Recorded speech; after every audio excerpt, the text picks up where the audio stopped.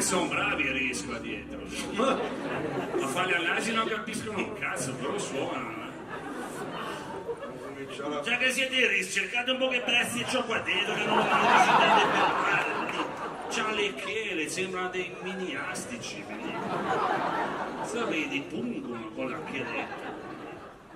Te com'è il lavoro poi, al di là della passerella che tipo 5 mesi la facciamo? Lavoro, diciamo.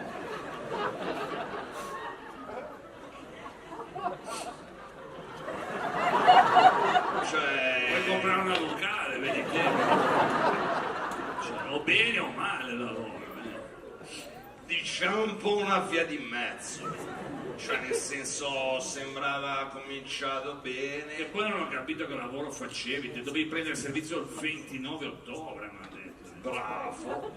Che lavoro era? Ho scelto un periodo giusto. L'autunno è il periodo più tranquillo, ho trovato un posticino, non mi neanche in regola, bellissimo, ho incontrato Coca-Cola. Perché qui non c'è da comprare una boccale, se compravo un vocabolario intero. Praticamente lavoravo in un panificio. Sì. Bello, in Riviera, a Santa Margherita lì. Beh, bellissimo, ma cosa facevi? Stavi tutto il giorno dentro un panificio? No, il mio compito era ero addetto alla distribuzione del pane. Ma a piedi? No.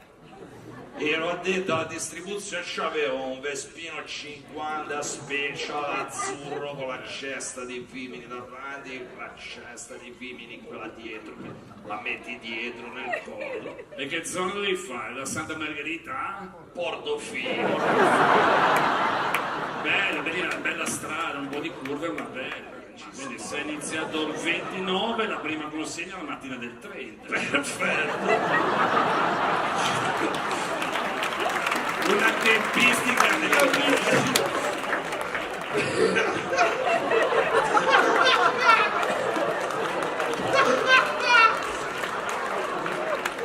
Mica sei uno che ci prende quei tempi.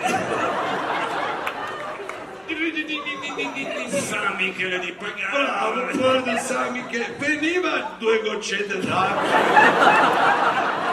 C'era un po' di vento di mare. Ma quello che ho detto, vedi, sono pesante nel respiro, lo tengo, vedi, c'ha le ruotine, ma mica sono uno che cazzo facevo le penne da pivello, mica ci saprò andare, vedi, parlo, vedi, l'acqua è iniziato a venire un pelino più forte.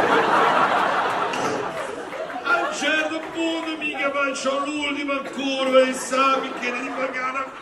E ho visto che non ho visto più un cazzo, c'aveva che sto cazzo di parabrezza, poi c'avevo i filoni, vedi che avevo paura di perdere i filoni e le paperelle che c'avevo, minchia tutto lo zoo nella coda dietro. A un certo punto arrivo, mica tiro un'inchiodata perché a un certo punto vedo che la strada non c'è più. Se la sono portata lì. E lì parlo, io mi lancio che sembravo l'uomo rango proprio la Vespa la vedo che si libra nell'aria, i filoni e le paperelle saltano che sembravano mica dei frisbees. Io me li vedo andare via, saluto la Vespina che mi c'ero anche un po' affezionato, la Vespina azzurra, pum, finisce in acqua, io riesco con un balzo semifelino, mi accozzo ad uno scoglio, sembrava un'arsella, e sono rimasto lì finché non mi sono venuti a tirare fuori. Diciamo che come giornata di lavoro poteva andare un pelino meglio, però non siamo positivi.